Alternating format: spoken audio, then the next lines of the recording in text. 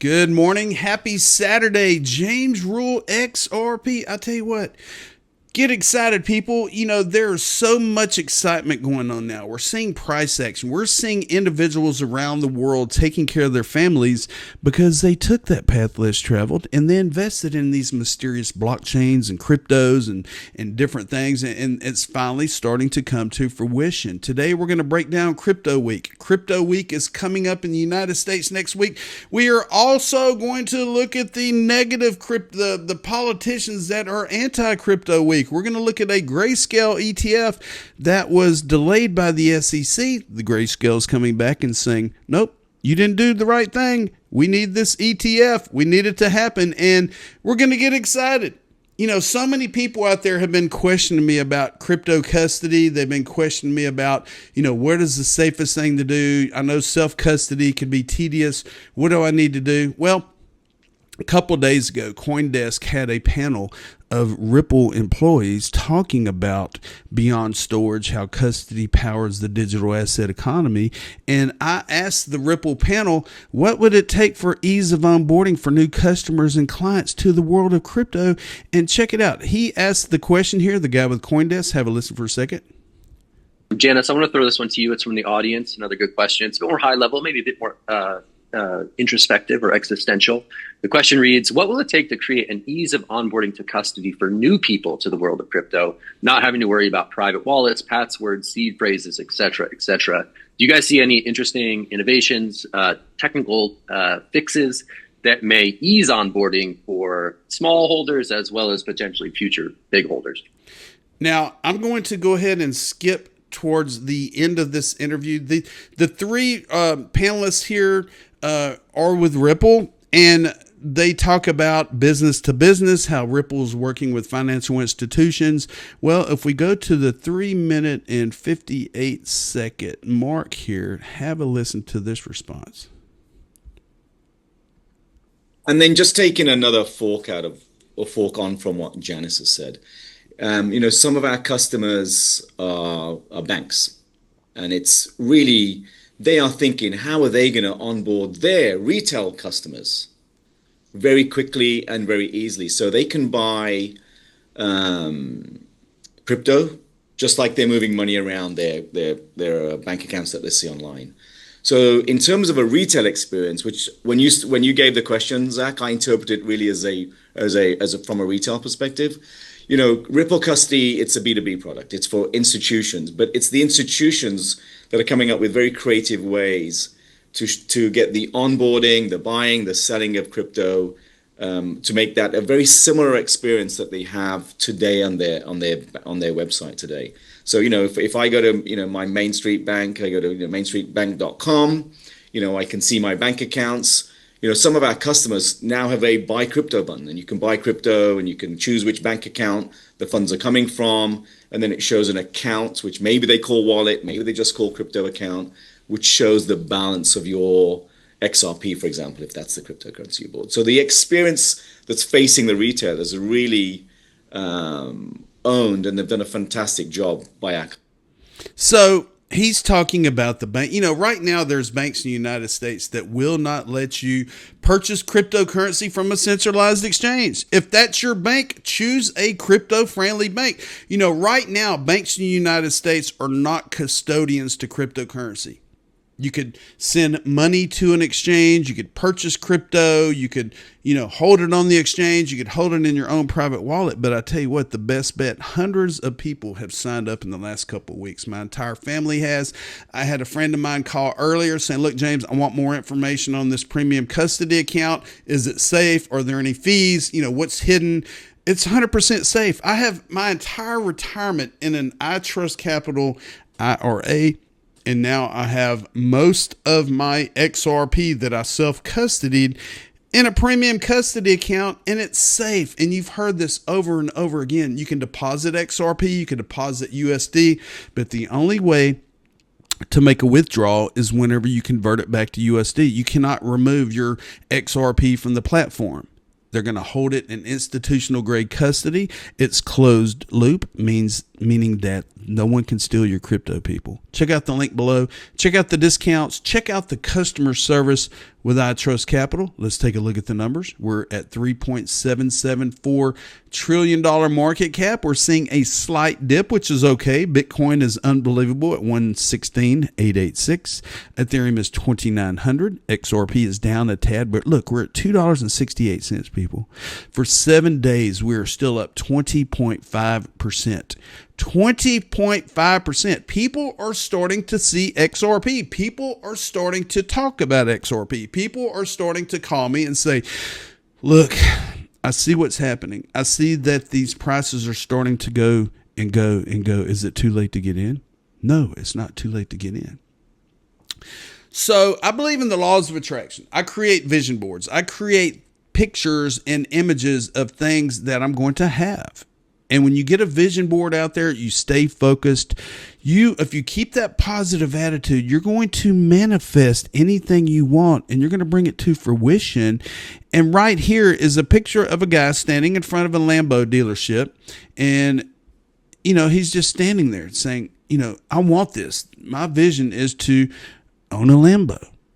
If I get it out to the universe and if I stay focused and I stay positive, I will have everything I want in the world. And, by getting into these mysterious digital assets and cryptocurrencies, you're going to have everything you want. Many people today have been in this for so long, they already have everything they want. And so many people out there are focused on the positive. So many people go to work, you hear negativity all day, your boss, your coworkers. Walk away from that. Go do something constructive at work. Stay away from the negativity. Research something, read a book, go out and touch the grass, go to the beach, go to the lake, go climb a mountain, look at your investments, get excited because things are happening in a positive way. And it amazes me that no one is talking smack about XRP anymore. You don't hear the maxis out there going, well, XRP is trash. It's a shit coin. It's a crap coin. Know what you hodl. Know what you hold on for dear life, people. Okay, Zaman Wallet looks like they're going to revamp their wallets. They're going to revamp different things. And look, you're going to see how you get rich, how rich you are quicker. And right here it says the Account Worth app, XApp, is one of the core XApps in Zaman and has been used over 1.2 million times. A well-deserved revamp is coming. So if you have the Zaman wallet, which is a self-custody XRP token self-custody wallet on your phone, you can click on Account Worth and it shows you your portfolio instantly, how much it's worth. And Robert at Zaman Wallet said, look, we're working on a new version of the Account Worth XApp, one of the most used core XApps in Zaman, helping our users understand the real value of their XRPO assets, refresh, smarter, and more insightful. Screenshots and details coming soon, launching in a few weeks. This is Robert at Zaman Wallet, at Robert Kiuru, COO of XRPL Labs, Zaman Wallet, Zahal Network. He follows me. I follow him. Check it out, Zaman Wallet. Okay, Smoke attended that panel the other day with Brad Garlinghouse and everyone and was able to sit in the back of the room and listen to the entire thing. Look, ProShares XRP ETF sets to begin trading on July 18th, 2025, right around the corner. It's documented. And mentioning ETFs, it looks like the SEC has delayed Grayscale's digital large cap fund ETF listing. Well, Grayscale calls them out. Grayscale says, this is BS. You gave us a green light. Now, all of a sudden, you're giving us a red light. We demand answers. We've done everything we need to do. We've gotten everything written in stone. They sent a document to the SEC for an ETF approval, and the ETF shot it down. Well, I'm going to give you one of the reasons they shot it down, because if you look at the commissioners, you look at the chair, Paul Atkins, pro-crypto. You look at the commissioners, Hester Peirce, pro-crypto. You look at the commissioner, Carolyn Crenshaw, anti-crypto, Democrat. And then Mark Ueda, pro-crypto. So when it comes to Carolyn Crenshaw, what the SEC has to do, they have to take a majority vote.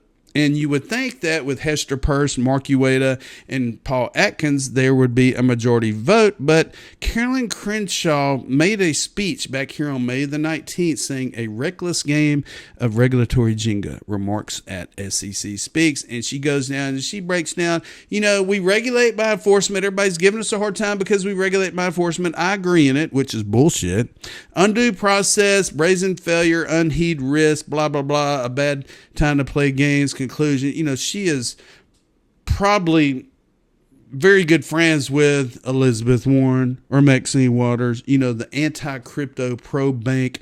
We don't want this thing to happen. And you know what is going to happen? Excuse me. So Ellie Tarrant gets this out there.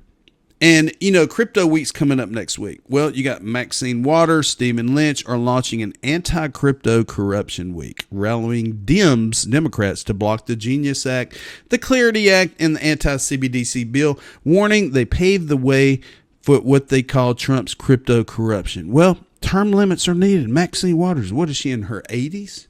She called it Bitcoin instead of Bitcoin a few years ago. She's being paid off by the banks. Representative Maxine Waters was paid off by FTX. She blew a kiss to FTX, Sam Bankman-Fried, back when, SBF was trying to get all these rules and regulations in, and then FTX rug pulls everybody. How much did Maxine Waters make off of FTX? Here's the press release. Financial Services Democrats, Waters and Lynch announced anti-crypto corruption week. I'm not going to go through it. I'll leave a copy of it below.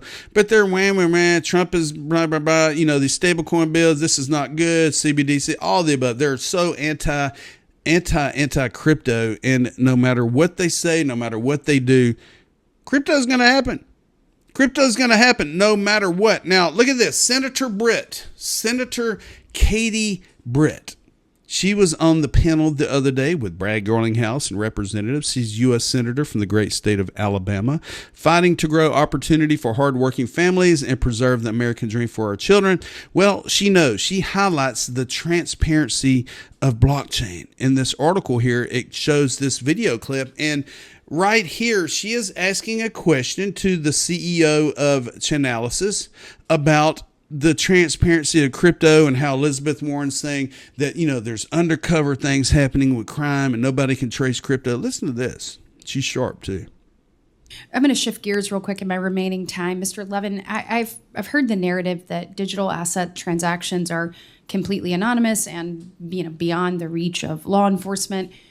I disagree with this. As with any financial instrument or new technology, there's always going to be bad actors. And we should, of course, where any loophole exists, we should find it and close it and not enable illicit activity. But from my understanding, blockchain technology actually can offer an enhanced level of security, perhaps even more resistant to manipulation. And transactions on the blockchain offer a unique ability for tracing and tracking, including analyzing trends on the ledger. So, Mr. Levin, can you speak to this, both to the narrative that digital assets are untraceable and to what type of tools are available to identify and to actually combat bad actors? Thank you, Senator, for the question. This is exactly the business that we at Chainalysis have been building for the last 10 years. We build tools and technology that actually allows law enforcement, regulators, businesses to actually track and trace cryptocurrency with the relevant context about where to get additional information if there is some sort of investigation or some sort of disruption action that needs to happen. I would say that there are two levels of tooling that is worthwhile the committee understanding, which is one is there are actual forensic tools that are being used in investigations where you are looking at very specific transactions of interest that have been flagged either through regulatory reporting or investigations.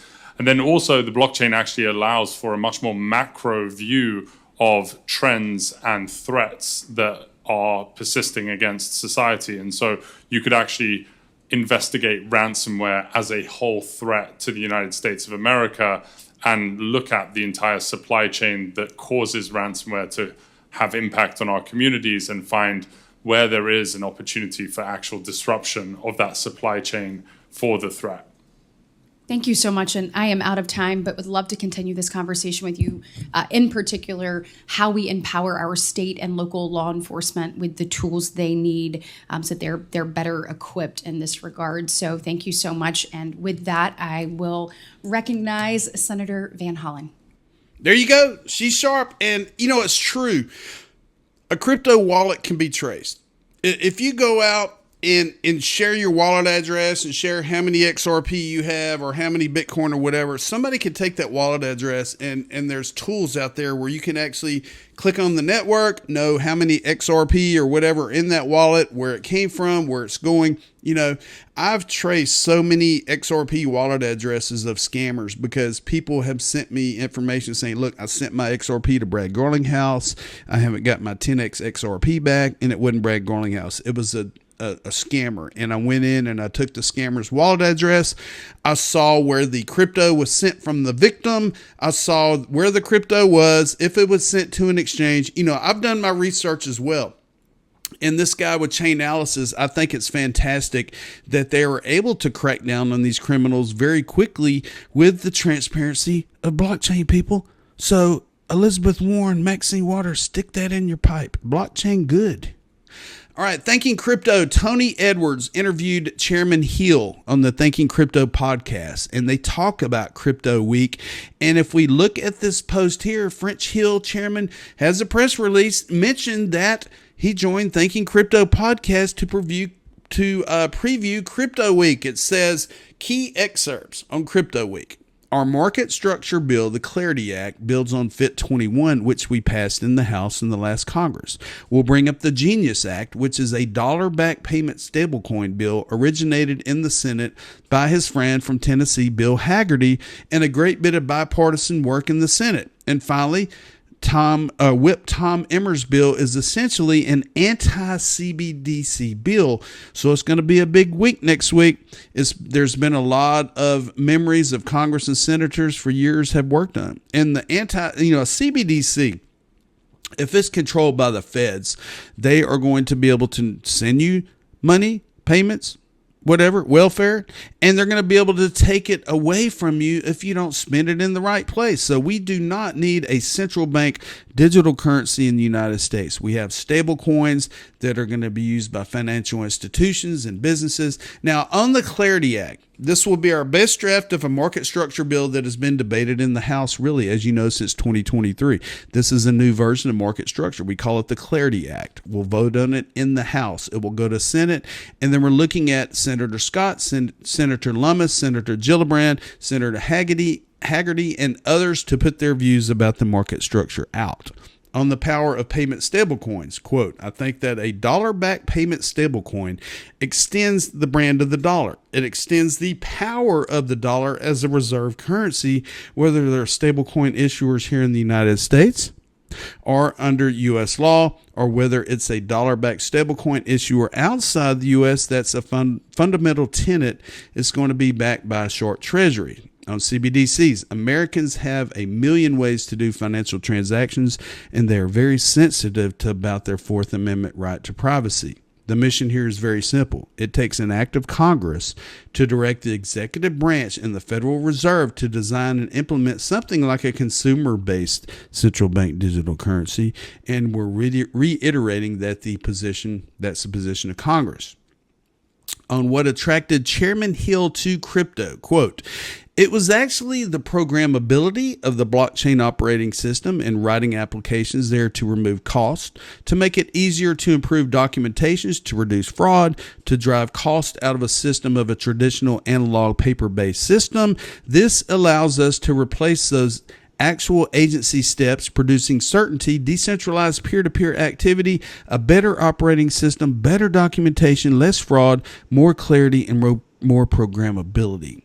Chairman Hill, French Hill, is the chair of the House Committee on Financial Services. He's pro-crypto. Tony Edwards got to interview him here. I'll leave a link to the video below. Crypto Week will be historic for stablecoins and crypto legislation. Congressman French Hill and Tony Edwards of the Thinking Crypto podcast. I'll leave a link to the video below. So there's so many positive things going on in the world of crypto, and there's so many anti-senators and Democrats and people in Congress and representatives that are anti-crypto, but they are getting their ass handed to them. We are winning. We are pro-crypto. We want good things to happen to good people around the world. We want transparency. We want traceability. We want the bad actors out. Yes, we want the scammers out. You'll see comments on this YouTube. It's raining outside if you could hear it. We have comments on my YouTube videos with scam crypto coins. Do not trust anything you see in the comments.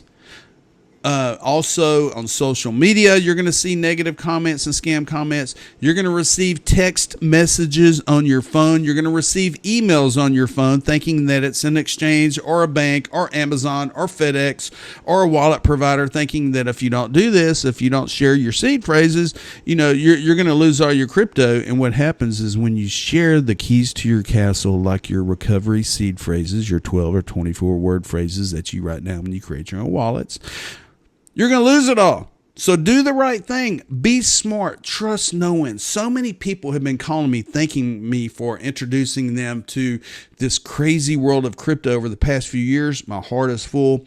I just want to say, keep pushing, keep sharing, keep telling people about these wonderful technologies. Do the right thing. And most of all, tell them I told you so.